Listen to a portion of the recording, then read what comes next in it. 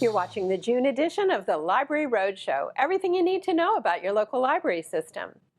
Last month, we talked a lot about reading and younger kids, but our teen readers need a little attention too.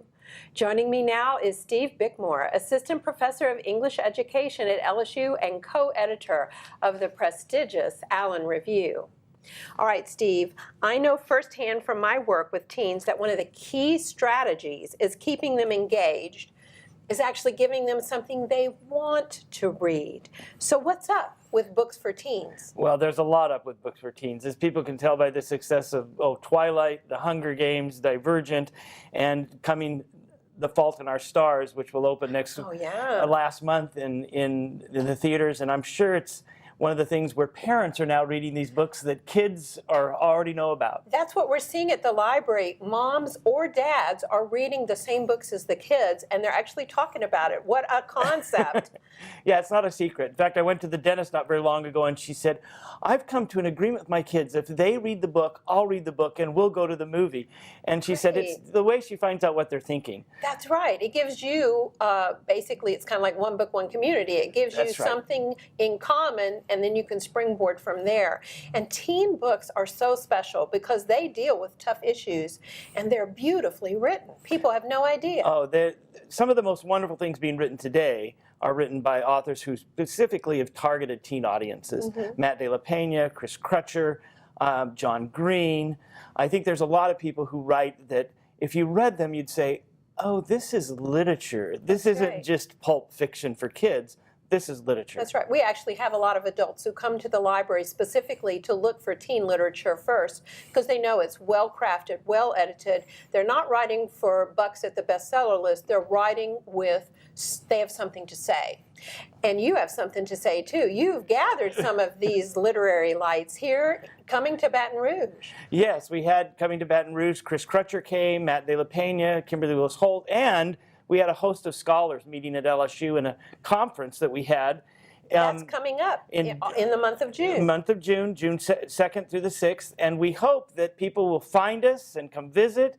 And we hope this to be an ongoing event where we invite other authors over the years in conjunction with you folks at the library. Absolutely. We're delighted to be a partner in anything like this. So you've planned a young adult literature conference that's emanating from LSU, and anyone can register. You don't have to be a professor. No. You could be a writer. You could just be someone who loves teen literature. You could be somebody who loves teen literature and wants to start, say, a book group for your child and a mommy-daughter book or a father-daughter, father-son group. Anybody could come and learn about how to think about these books critically, as well as ways in which you can just enjoy them. Absolutely. You can have it all, can't you? It's certainly one of the cases where you could have it all. Now, I'm someone who appreciates Moby Dick, but I don't always have the enjoyment as I'm appreciating it until I've thought about it for quite some time.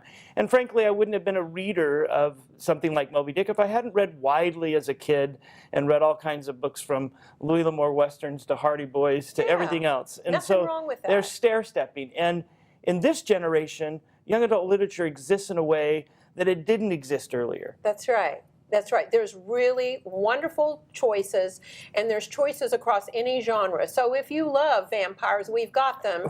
But if you love something like Chris Crutcher, I think is one of the most powerful writers I have ever read. When I read Iron Man, it just blew me away. And then he talks about angry management, Stoughton, staying fat for Sarah Burns. Sarah Burns. Yeah. These are fabulous books. And Chris Crutcher and Chris Crow and Matt De La Pena are actually coming to the East Baton Rouge Parish Library on Monday, June 2nd, for a free program. That's in addition to the conference. And Kimberly Willis Holt, who is one of my all-time favorite writers, My Louisiana Sky was made into a movie. It's wonderful. The thing I loved is Zachary Beaver. I love Keeper of the Night. It was so lyrical.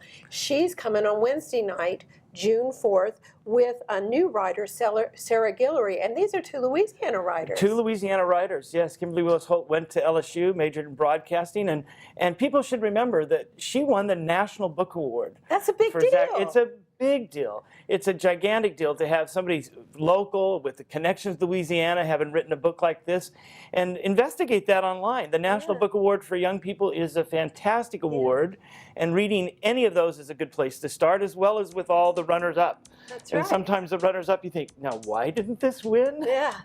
Well, there's really good stuff out there. So how do people find out more about your program? Well, one of the ways they can do is I found that we've hit it so many times on Google, you can just go LSU Young Adult Literature Conference and it pops right up. Oh, that's great. And you've arrived if Google is bringing you Google to the top. finds us right all That's the way. good. But if you just go to the School of Education website, there's a link to this conference.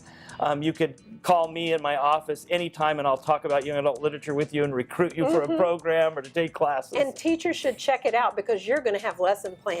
We will be this year posting lesson plans and teaching materials online as a result of this conference. That's pretty special. That's a value add.